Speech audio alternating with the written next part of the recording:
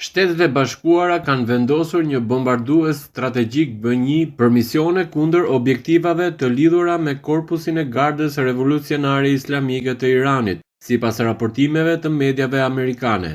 Ky është përdorimi i parë i një bombarduesi B1 që prej përshkallëzimit të fundit të armiqësive mes Washingtonit dhe Teheranit.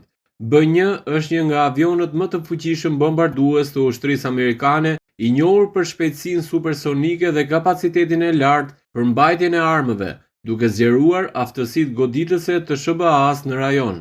Bombarduesi është nisur nga një bazë ajrore amerikane në Britani të Madhe, ndërsa lëvizja e tij është ndjekur edhe nga përdorues të platformave publike të monitorimit të fluturimeve.